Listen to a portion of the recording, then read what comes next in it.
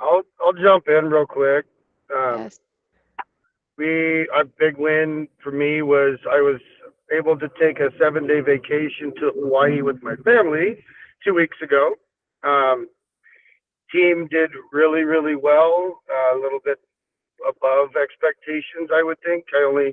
I interjected myself a couple of times. That wasn't really necessary, but just to sort of keep them aware that, I'm checking my emails. I left myself available to them up until say like 10 o'clock every morning, just because we're the time difference. My family wasn't up anyway, so it wasn't like I was taking anybody's time. Um, and they really didn't need it. And we came back, but no good deed goes unpunished. I got sick on the plane ride home. No. Well, 2 days after, and it was probably one of the worst flus I've had since 2019. I was in bed for 5 days. Oh no. It Glad it didn't happen during it, but again, so ultimately I had 2 full weeks off, and the ship wasn't even smoldering or smoking when I got back, and it was really big. It was a really big win, I think, in that Yes. sense. That I don't well, bittersweet. I guess you don't really realize how much you're not needed until you're not needed. And then I'm interjecting myself into these things. But I realize maybe that I'm more the problem than the solution when it comes to letting people, spread their wings. So it was really good. All the work, the KPIs, the tracking, the systems that have been put in place with Redmond and stuff is obviously paid off. And I felt really comfortable, and now we're already planning another vacation. So told them, Hey. hey, get prepared to not see me very often. If you guys don't need me here, I don't need to be here. So, Amen. Wow. Ryan, that is huge. but That is I just, huge. yeah, no, it was a great feeling. My wife was happy. She really felt like I we were on bet. vacation. So it was Yes. really good, and I appreciate everybody's hard work. And you know, now we're gonna grow. Now we're gonna Yes. grow. Feel like we got a good foundation. So thank you all. Yes.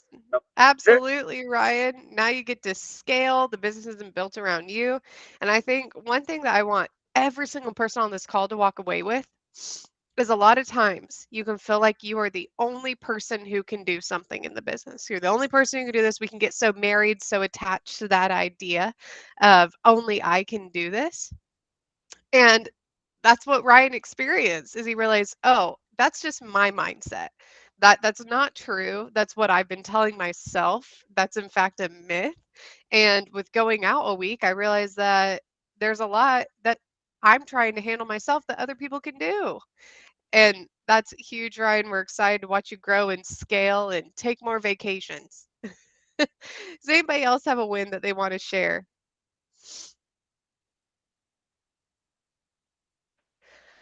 Brandon, I don't know if you're in a position to unmute here, sir, but if you are, I would love for you to talk a little bit about what Profit First has done in your business, and kind of the wins that you've experienced there. I see he's on the call, but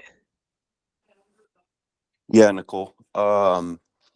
So Profit First is actually we've been doing it for about a year and 3 months now, and it's actually been really good if you follow it. You can do adjustments and that kind of stuff, but it's been great. I've actually turned around and took the profit that we made last year and turned around and started a secondary business. Um, the startup costs have been in the 30-40 thousand dollar range, and I've been able to pay that straight off with my profits.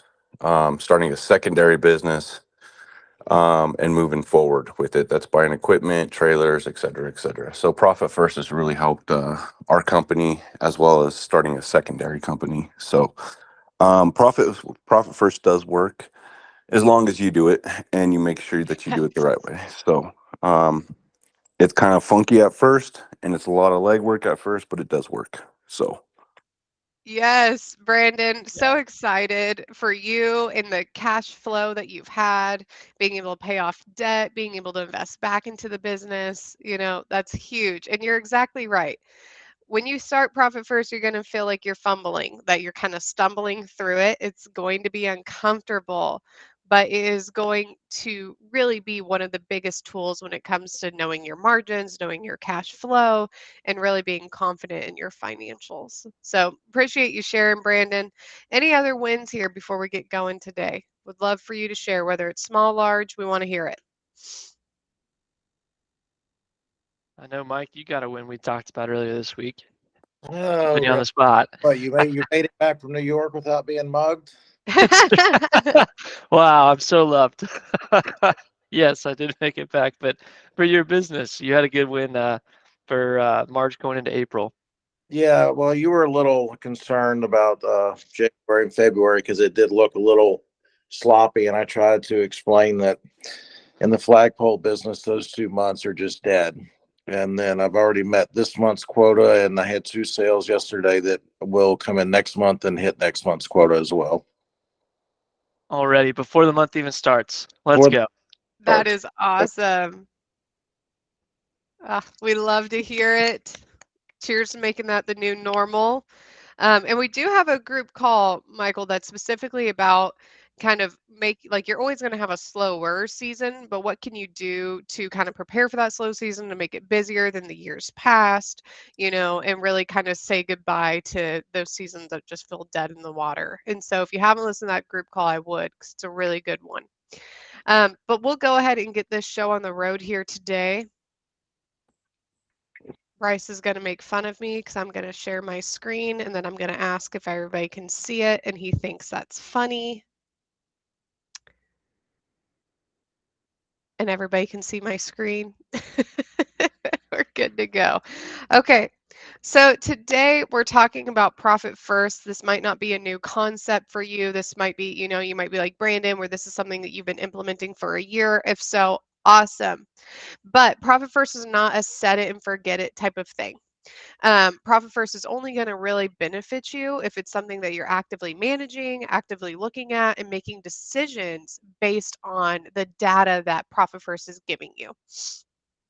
We're so passionate here at Redmond Growth about Profit First that every single one of the coaches is a certified Profit First professional. We've been through the course. And so it's not something we invented, but it's something that we love and that we've gotten certified in and that we implement with all of our clients that we can. So let's kind of get into just the basics. What is Profit First? Like I said, we didn't create it. It's invented by this guy named Mike McCallowicz. This is the book. You can find it on Amazon. You can get an audio of it. If you like to listen to books, you can get a hard copy. But he is a serial entrepreneur. He's sold 2 multi-million-dollar companies. Prior to that, he was a serial entrepreneur because he kept failing. He kept starting businesses and they weren't working out. It wasn't working, and he just could not figure out, how do I make a business profitable? It seems like I'm always waiting. We got to get to this certain point, this certain revenue, and then we'll be profitable. And that just never seemed to happen. No matter how much revenue they did, they just could not get the profits. And that's because no matter how much revenue you do, it's never going to solve a profitability issue. And that's what Profit First is built for. Profit First is built to help you figure out what your margins are, what your percentages are, so that you know where your money is going in your business and what needs to be adjusted in order to start being profitable.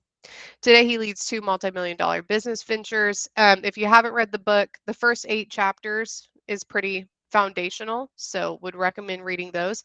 It's not going to hurt you to read the whole thing. I'm somebody who loathes business and self-help books, and this is actually one that's pretty entertaining. It's pretty easy to get through, so I promise every client that I've ever had read this book, usually I'm getting a text by the end of the first day they've started reading it and saying, I feel like this book is like written for me, that's been speaking to me. And so if you haven't read it, first 8 chapters, I promise you're going to like it. So let's get into it here. Profit is not an event, it's a habit. I'm going to say that again. Profit is not an event, it's a habit. What we hear constantly here at Redmond Growth is, oh, I just need, once we hit this stage, once we hit this month, once we hit this revenue, I'll be profitable. And a lot of times that comes out of kind of ignorance, simply just not knowing your numbers. And so you have this in your mind, once I hit this stage, I'll suddenly be profitable. And that's not the case. That's a great way to work really hard and to never see money for it. Profit does not just happen. from the very first stage of your business, you're just a chuck in a truck. You, you know, we've got to make sure that you're profitable. And then as you grow and you're adding on members of your team and your margins change. Daniel, I appreciate you putting that link there, sir, to Profit First. He just put it in the chat, that Amazon link. And so if you need it, grab that link, get it. But profit, it does not just happen. No amount of revenue is going to solve the profitability problem. Those are two very separate things. In fact, I have a client, Garden Diva, where this past year, you guys are going to be like, the name of your company is Redmond Growth. And you're telling me that this client's been with you for 5 years, and the year prior to last year, they did 100,000 less than last year? Yes, I'm telling you that. But they were 30% more profitable this past year than they were the year prior, where they did more revenue. They're literally making more money and they're doing less work. They have less staff. They're way more profitable. The business owner was able to pay themselves way more than they ever had in the past. They didn't have to pull into any debt like they had the year prior. Even though the year prior they did 100,000 more, they're having to get loans to keep alive. Revenue is not the end all be all. No amount of revenue is going to solve a profitability problem. That's why we have to focus on profits first. It's the name of the book. And then one thing I want to keep in mind, guys, kind of like Brandon said, continuing to do things the way we've always done them is not going to get us different results, but that doesn't make change easy. Change is hard. And implementing something new is really hard. And Profit First is something that you kind of stumble through in the beginning. And so you really have to stick with it. You have to be able to do your distributions religiously. You've got to commit to the process, paying attention to your margins, adjusting them. And so change is hard. But if you're somebody who you're always like, Nicole, the money comes in the business and the money goes out, and I don't know where it goes, I don't know what's left at the end of the day, we've got to change that. Profit First is going to do it for you. So here's kind of the core concept of Profit First. Traditionally, we're taught that the amount of revenue that comes in minus your cost of goods sold minus your expenses equals your profit.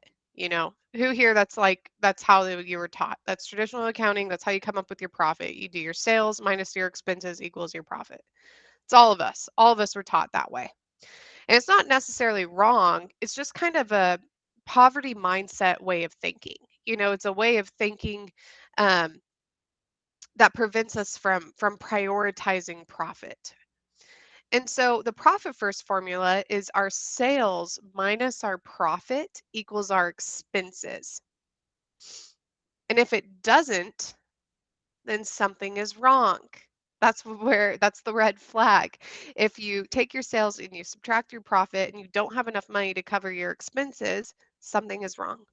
Either we're not pricing correctly, our cash flow is not where it needs to be, our overhead's just simply too high. We've got to figure out how to lower it. If you take your profit out of your revenue and you don't have enough to cover expenses, that's a red flag. And Profit First is going to allow us to see what's going on, what's wrong in the process. So when profit comes last, profit is an afterthought. We've got to start thinking about it first. With Profit First, you're never going to wonder where your money is going. You're going to know exactly how much of your revenue is going towards cost of goods sold, towards overhead, towards tax, towards owner's pay. You're going to even be able to put money aside for things like emergencies, those unexpected, expected expenses. It's also going to really start rewarding you. We have so many clients that come to us and they feel like they are working really hard. They're on this hamster wheel, running really hard, making a lot of progress, but they feel like they're still not getting anywhere. They're still on that wheel. And so with Profit First, you're going to immediately be able to really start rewarding yourself, increasing what you're paying yourself, increasing your profits. And it's also going to provide you a tremendous amount of confidence. You're going to know your numbers, you're going to know your margins, and you're going to be able to be a lot smarter with your money. Every business can benefit from this, regardless of your current profitability. Maybe you are super profitable. Awesome. Profit First might help you be more prepared for expenses. It might be able to help you put more money back from savings. Business grows, you're still going to be able to make sure that you're still profitable. I don't care what your financial situation is currently, Profit First is going to be able to serve you. Who here has ever been in the mindset of like, Nicole, the money comes in the account and the money comes out of the account, and that's what I know in regards to my finances? Could I get kind of a show of hands or some head nods or, okay, I see some raised hands. Yes, yeah. And I would say that's 98% of the business owners that come to us. When we ask them, do you know your margins? They tell us, well, the money comes in the account and the money comes out, and whatever's left over is what's left. And so Profit First is going to solve that for you. You're going to be able to know your margins. Now, I don't know about you guys, but as somebody who has yo-yo dieted their entire life, the small plates principle is not a new concept for me in regards to your diet. You know, this is something that you hear all the time from nutritionists, from dietitians, is the smaller the plate, the less you're going to eat. If you have a big plate, you're going to fill that plate full up. You're going to feel like you need to finish everything that's on that plate. But if you have smaller plates, you tend to, feel like you're eating more, even though you're actually eating less, just because you see that that plate is full. And so Profit First works the same way. Instead of having one account that all of the money comes in and all of the money comes out of, you're going to have separate accounts for all of the different kind of business expenses that happen. You'll have your profit account, your owner's comp, which is what you pay yourself. You'll have a tax, you'll have operating expenses. These are kind of the first foundational accounts that we work with. As you get more familiar with Profit First, you're going to end up with quite a few more accounts. But the principle behind this is if I only have 30% of my real revenue that's dedicated towards my operating expenses, I'm going to figure out how to make that 30% work. What you're going to find is that you're going to be able to get creative with your business. You're going to be able to function the same way with your business without having to spend more money. You're going to have dedicated, I don't know if we have any Dave Ramsey people here. I know I took a Dave Ramsey course in high school, but it's kind of the envelopes principle, where you've got an envelope with a certain amount of money in it, and that's the amount of money that you have for date nights, or that's the amount of money you have for your bills or your whatever it is. Profit First works the same way, same principles. When less money is available to run your business, you will find ways to get the same or better results with less. By taking your profit first, you'll be forced to think smarter and to innovate more. And so that's the small plates principle. So a lot of you might be asking, like, Nicole, this sounds fine and dandy, sounds great. I'm already overwhelmed because I'm thinking about having to open up bank accounts. All this sounds good, but where do I start? So the first thing here is we want you to send your coach a 12-month rolling profit and loss statement. If you are on our apprentice program, we can send you a video walking you through how to do this yourself. But that's going to give us a really good idea of your current financial history, your cash flow, what your cost of goods sold, your overhead, and everything is currently at, and we'll be able to figure out where your current percentages are. One caveat here is our recommendations and the percentages and the margins that we get from that profit and loss statement is only going to be as accurate as your profit and loss statement is. So if this is something that you've put off, getting a bookkeeper, hiring an accountant, actually learning QuickBooks, Nicole, I pay for it, but I don't know how to use it. Now is your time. This is your sign to start. There's no better investment you can make than having accurate financials and accurate accounting information. And so if it's hiring a bookkeeper, if it's getting onto your current accountant, maybe it's kind of a situation where you're like, well, they send me a P&L every month. Well, maybe we need to meet with them every month. Maybe we need to get more involved. Whatever you need to do to take these next steps to make sure that your financials are accurate, let's take it. Because that and profit first kind of go hand in hand. They're not replacing each other, they're working together. Then you're going to open up your profit first accounts. I do have some clients that have had to move banks in order to get this done. A lot of times accountants, banks, they might, why do you need this many accounts? A lot of banks have gotten really familiar with Profit First. Just explain to them what you are doing. All of the money is still going to be at your bank. All of the money is going to be moving in and out of these accounts. A lot of times you can get out of those fees, like minimum balance fees. And so just don't be afraid to ask. The amount of accounts that you're going to open is going to be dependent on your coach's recommendations. So don't go today and start opening up accounts. Talk to your coach first so they can walk you through what accounts need to be opened. And it's totally okay to start small. You might be like, Nicole, 5 accounts is just like, I cannot fathom that right now. It's too much. It's okay to start small. Maybe all that you have in the beginning is a profit account that every single deposit that comes into the business, you take 3% of it and you put it into that profit account. That's totally fine. That's a totally fine place to start. And then as you're getting more comfortable with distributions of Profit First, we can start, building onto those accounts. What we don't want is we don't want you to dive head first into this and then get overwhelmed and then stop doing it completely. So talk to your coach. We'll guide you in the right direction of what accounts to open up first. We always like to start really small with our distributions, with our allocations. Like I said earlier, it's okay to just start allocating 3% to profit. A lot of times when I first implement Profit First with somebody, they're like, Nicole, if I start dedicating 20% to profit, I'm not going to have any money to pay my bills. So Profit First isn't going to work for me.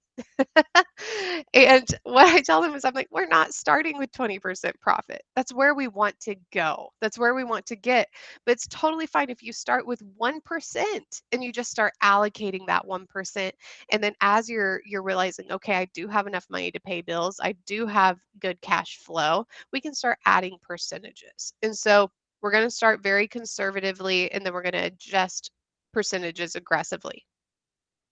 And then you're going to refine this process. Like I said, Profit First is not a set it and forget it. We've got a spreadsheet that you will fill out your distributions in. We'll keep track of your weekly percentages and be able to make adjustments.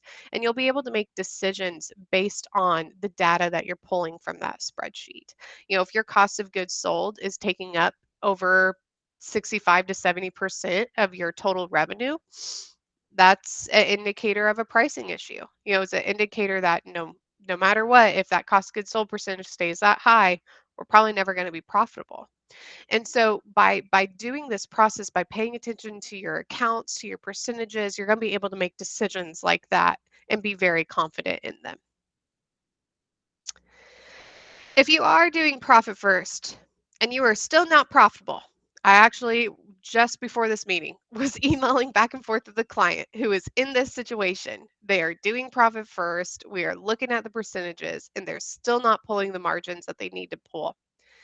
Then you're going to need, there's a few different steps to take. One is analyzing which services or products yield the most profit and focusing on those.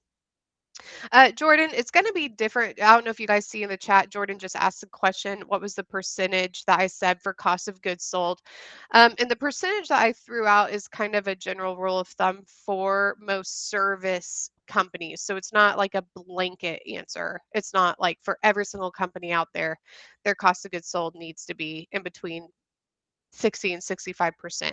And so I would kind of get with your coach, but for most service companies, that's typically a good rule of thumb. If we see a client's cost of goods sold getting over 70%, that's concerning. Typically, that's not going to leave enough money to cover owner's pay, tax, overhead, profit, all of that. But I would talk to your coach just because we have so many different industries on this call. That cost of goods sold percentage is going to be different. Same thing with overhead. And so the first step here, if you're running Profit First, you're still not profitable, is analyzing the services and products that yield the most profit and focusing on those. This particular client I was talking about, what we realized is that jobs that he takes on that go over 6 weeks, for some reason, just tend to not be profitable. The cash flow is just too slow. We have some issues with our team. And so what we decided is, hey, we're going to focus on smaller jobs that are yielding higher profit. It might mean we're doing more jobs, but we're going to be more profitable compared to doing one really big job. I have a lot of clients that come to us in the beginning and they do a lot of commercial work. I'm not going to sit here and shit on commercial. Okay, guys, they can be profitable. I know that those high revenue numbers are very attractive. I'm not saying commercial is a big no. What I am saying is a lot of times commercial clients, the cash flow is a little bit slow. And so it might be time to really ramp up the residential. It might be time to talk to your commercial clients about doing a better draw schedule, getting a deposit. There's a lot of things that we can look into there. If you have any the services that are currently not being profitable for you, get rid of them. Don't try to make it work. Just if there's certain things that you're just like, man, whatever we do, we're not going to be profitable on this, get rid of them. Let's focus on the ones that are going to serve us. This is huge here. And I know that we're in an election year, inflation is high, the economy is unpredictable. I get it. I hear all of it all day long. We are never going to sacrifice profit just to land a job. Get rid of that mindset. Get rid of the Nicole, I can't raise my prices. I've just got to land all the work that I can. You're never going to get out of that. That is a poverty mindset. It's never going to serve you.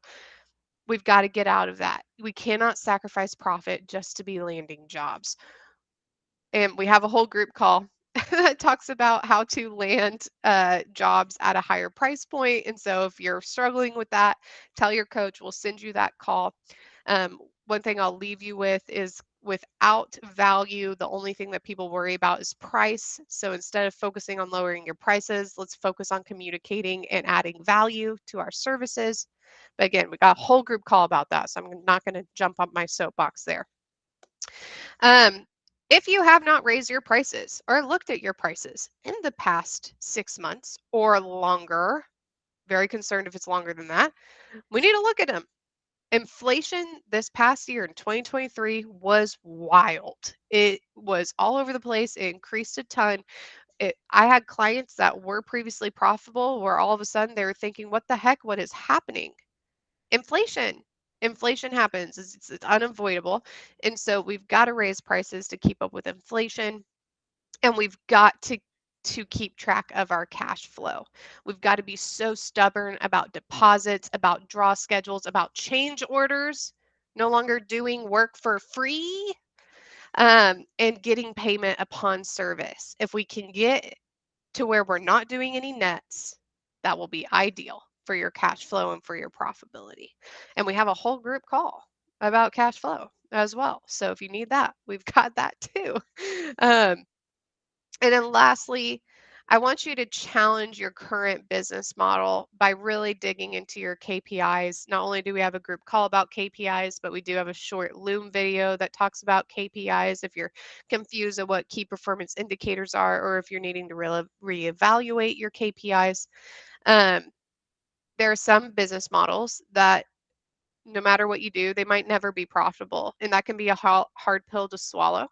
But by doing profit first, by looking at your KPIs, you're really going to be able to see if there's certain areas of your business that are just really limiting, or if your business model just needs to be kind of reevaluated so we can create one that is going to serve you and get you the profits you deserve.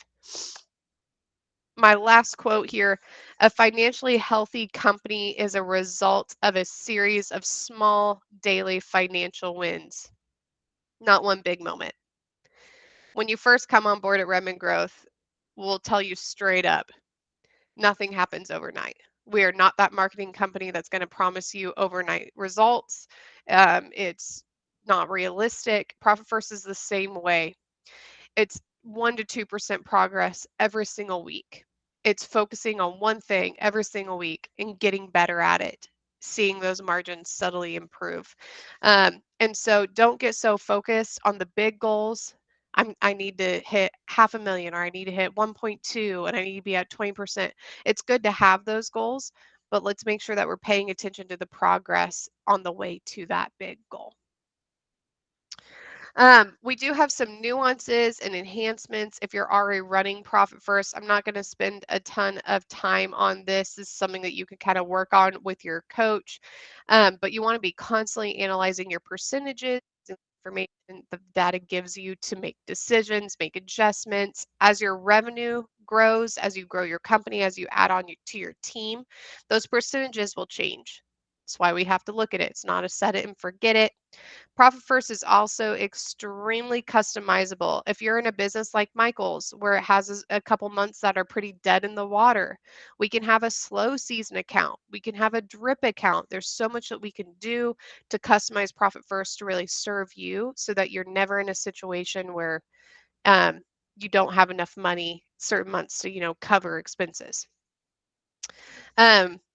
With Profit First, you can do distributions as often as few times a month as it serves you. When you read the book, it can seem pretty rigid, but as you're working with your coach, Profit First is not as rigid as it seems. It's built to be customized and worked around you.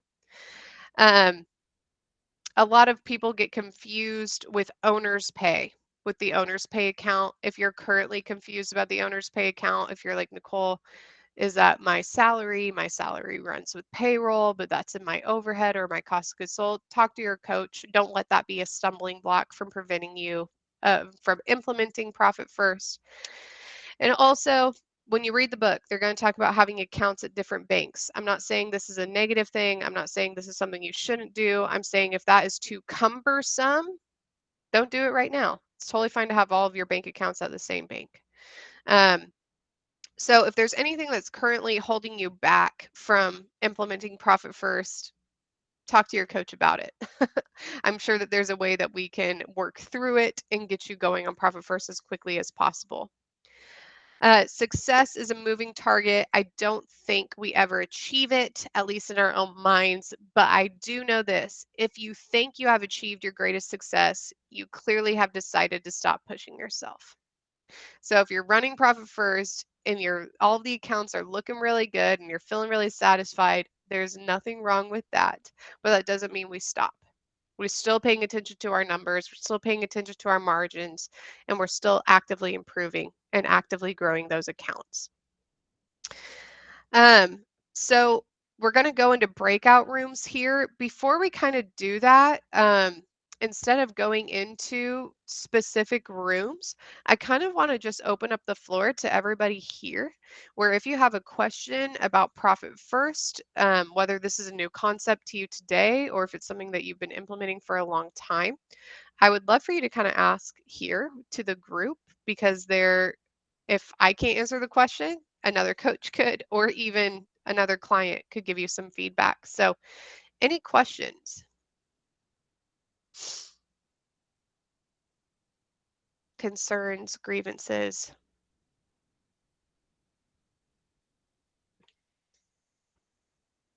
I know we covered a lot of information. I feel like there has to be questions. Somebody just needs to be brave.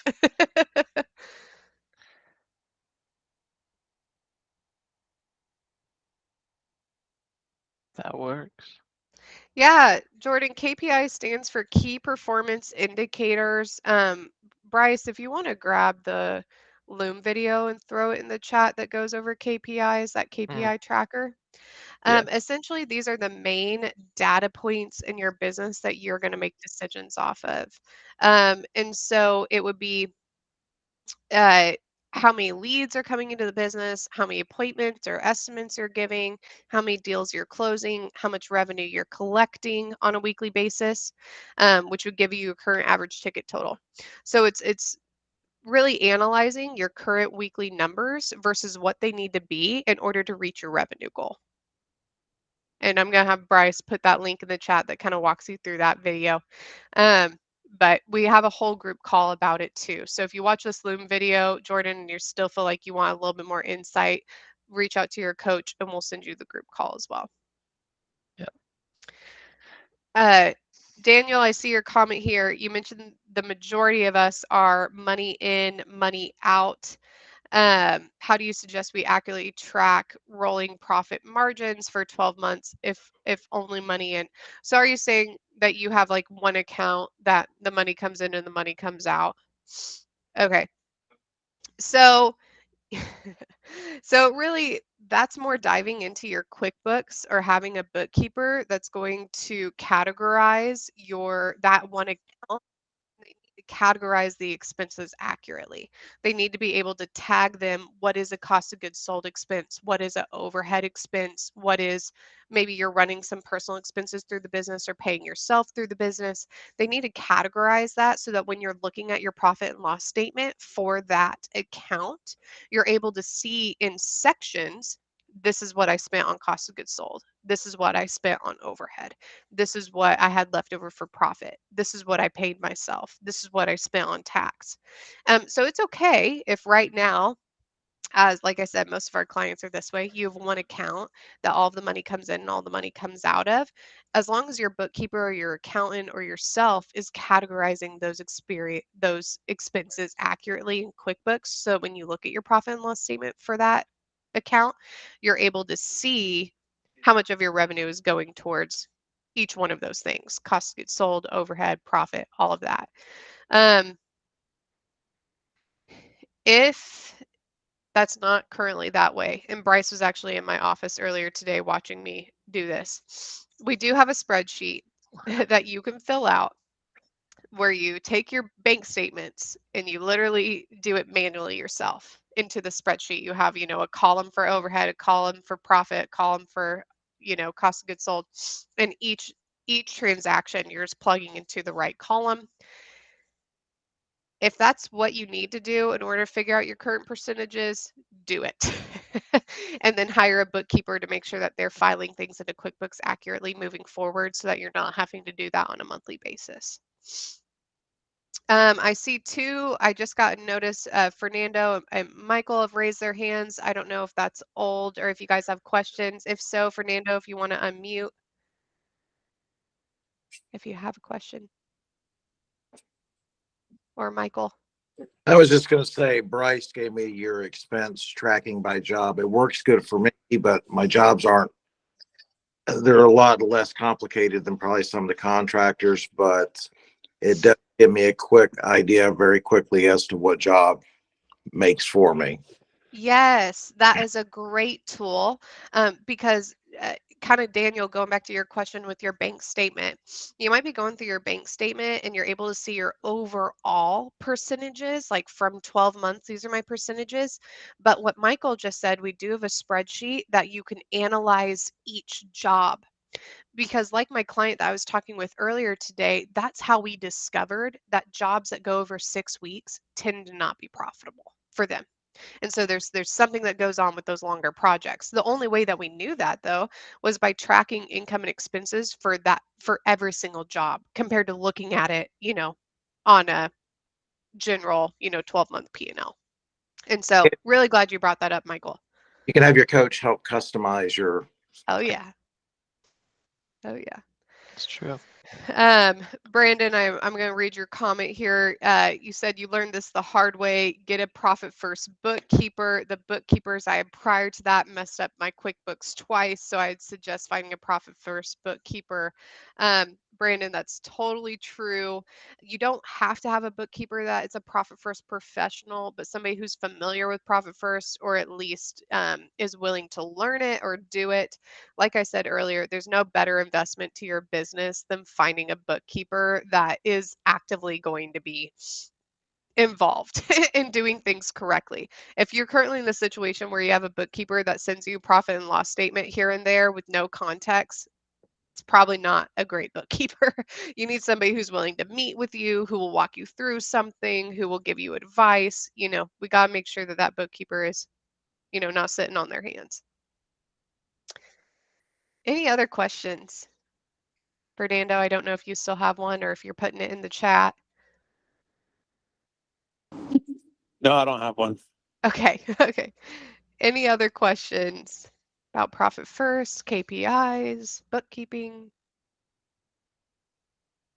And Bryce did put that Loom in the chat, guys, if you're curious about the KPIs, and it looks like he put that group call there too.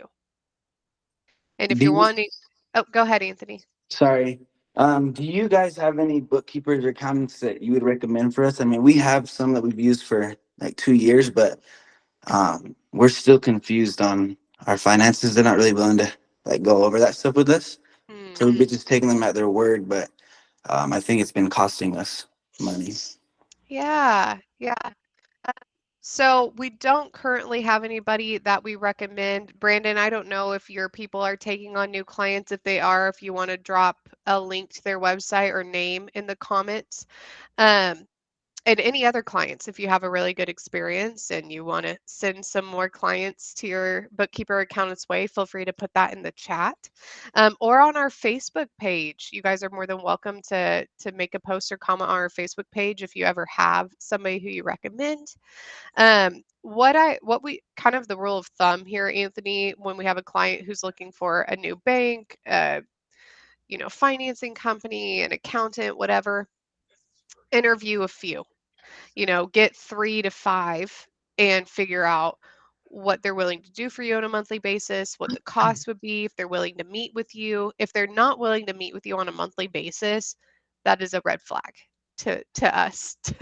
And so I would just make sure that you've got 3 or 5 that you are interviewing, and then you'll pick the best fit from there.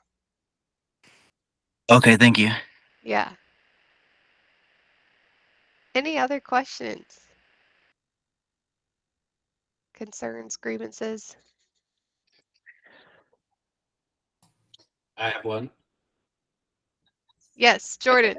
Do you guys always recommend the separate accounts, or do you guys, for those who do good bookkeeping regularly, do you have some people who do one or the other, or is it always, hey, no, what we actually recommend is doing the separate accounts?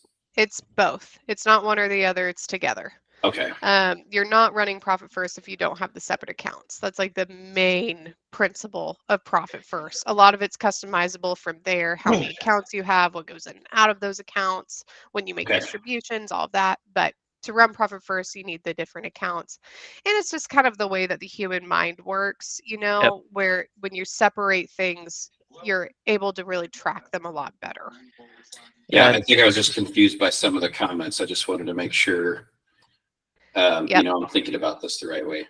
Yes. No, you need to have both because you need to have accurate bookkeeping, Yep. so that you have accurate QuickBooks, you have an accurate profit and loss statement to look at, you've got accurate information for when you go to file taxes. But your accounts are just what QuickBooks gets its data from. It's connected to those accounts, and so it would be both. And what was the reason that you would recommend having accounts in different banks? Yeah, so when you read Profit First, they talk about having a profit and a tax account at a different bank to make it harder to get to those accounts so that you're not tempted. I feel like a lot of my clients should have enough willpower to not need that. I think that there is good thoughts. Daniel, I just saw you pick up a cat or a dog from your desk, and that's hilarious. When I work from home, that's me all day, is just tossing cats off my desk. But you don't have to have the bank accounts at different banks. In fact, typically when I am working with clients, I tell them at first to not bother with that. If we want to add it later, we can. Again, the more simple we can make it, the better. Daniel, I want a hairless cat so bad just for the sake of that. It's weird. Like I want one so bad. So But something that I'll add to what Nicole was saying for you, Jordan, as well, is Mike addresses that in his book as well, in saying that some people will say, well, hey, if I can just do this in theory, right, and I just say what my allocation percentages are, using a spreadsheet, why open the bank accounts at all? And there is a significant difference. The purpose of this is to channel the way that we all naturally are going to manage the business finances anyways. Literally, I was talking to Hometown Holiday I've worked with on a couple of years of this Profit First stuff, and he was recounting some of the stuff we talked about initially to me even this morning, which is funny. But the whole purpose is when you see your bank account, Right now, if you just have one for the business, then that's what you do your budgeting based off of. You're just saying, hey, I've got, 80 grand. Awesome. I can do this or that or that. But if you split out the money into those different accounts, actually, when you look at your bank account, you'll see, okay, this is my operating expenses. So I've got, you know, 5 grand this week to cover payroll and, some materials, or, 25 grand, whatever it is. Then you're making those decisions in real time, the way that you always are already, which is by looking at your bank accounts.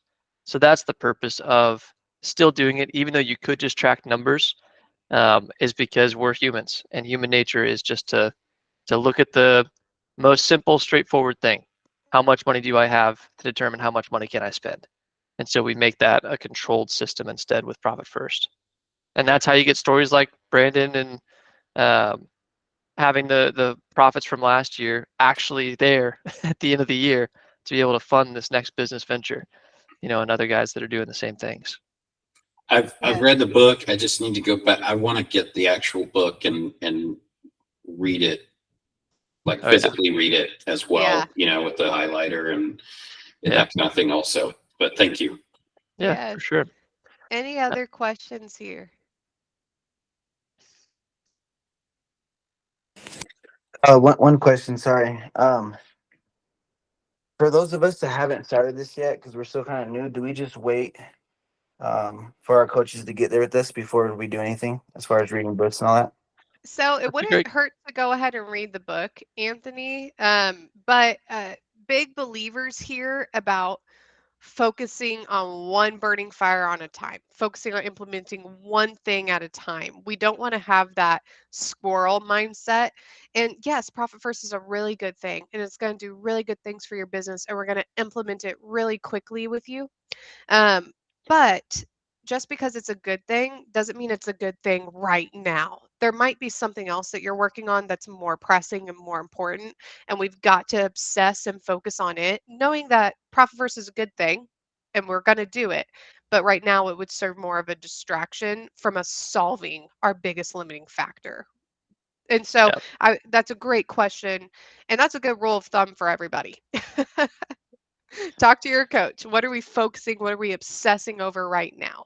And let's get that solved before moving on. yeah. I love that you asked that question though, Anthony, because it shows that you're willing to heed kind of the process if it needs to be. The one thing I would add to that is, Nicole said, yeah, go ahead and get the book. If you're realizing that, man, I'm just desperately not making profits, and there's a big need here as well, we're going to implement it with our clients in the proper way that goes and does an evaluation conversion rollout plan and says percentages for all of the accounts. You do all the accounts at the beginning, but at the very least, when you read through the book, he's going to tell you as you read through it, hey, at the end of the chapter, do these things. You can do some of those things. And I would say just the one simple thing is open up a bank account for profit and just start putting 1% or 2% into that. If you're at zero right now, just start putting a little bit in there, and that'll add it up. And then you start getting in this pattern that will just make it something we can flow right into whenever we do the full proper system. Oh, okay, perfect. And then I do But have one more question. I don't know if it's more for this call or for coach, but you talked about never sacrificing profits to get a job. So at least the way we've always done things, we have like a certain amount that we need to make a day. So what if or what do you do when call volume's down one day? Do you not just like settle to get that one or two trucks the job? Do we just say or keep our price kind of firm either way, like on the slower days? Yeah, I have so many group calls that are like popping into my mind for you, Anthony, because there's kind of like multiple different things. One is we have a group call that's titled "What to Do When the Phone Isn't Ringing." I promise you that there is a better use of your time on those slow days that's going to serve you better than taking those calls that you're going to either lose money on or not profit from. I promise you that there's a better use of your time on those slow days that are going to serve you, in the long term. and help you get more clients, help you get better clients. And so the rule of thumb still stands. Don't sacrifice those profits just to land that job. What we should be focusing on is what do we need to do to generate more and better leads so that you're never in that feast or famine. Or if it's a closing ratio issue, you have enough leads, you're just not able to close them at the price point, then we need to focus on kind of our closing ratio and sales process. But Yeah. there's so much And that you can do. yep. And one of the direct things that I'll add to that too is if you haven't been already, commonly in small business, contractor, entrepreneurship world, there's just not enough time for us to do the follow-up that's necessary. And so this would be in those group calls Nicole's talking about, but small piece of practical advice with this at this moment too is when the phone's not ringing, shake the trees that you've already got people started on. If you've already got 30 quotes out there that you've never heard back from on a yes or a no, maybe you said, it's been a month or 2 months or whatever. Well, shake those trees. Send in at least an email. And if you got the time, because leads and calls aren't coming into you, make those outbound calls to those already started leads that are that close to a closed deal. So shake those trees first, and then all the other stuff Nicole said too. Yeah, Okay, cool. Thank you. Yeah. absolutely. We've got 5 minutes here. Any other questions? We can try to keep it brief. I know that I get passionate about it, and Bryce does, and I see Travis nodding, and we can kind of keep going. Any other questions? Going once, going twice. If you have questions, and we just weren't able to get to you, or you're still kind of thinking about it, feel free to book a laser call with your coach, with a different coach. We have so many resources. If you need a call that we kind of reference to today about the KPIs or what to do when the phone isn't ringing or how to build value, we've got them for you. All you need to do is ask, and we'll find them and get them to you. So I hope everybody has a wonderful Easter weekend, some good times with family, and we're going to close out this group call. If I could get everybody to unmute, it's okay if you can't, but if I could get everybody to unmute, we're going to do a big 3, 2, 1 growth. I see people turn on their cameras, unmuting. We're going to go 3, 2, 1. Growth. Growth. Oh, Bye, guys. Growth. thank you.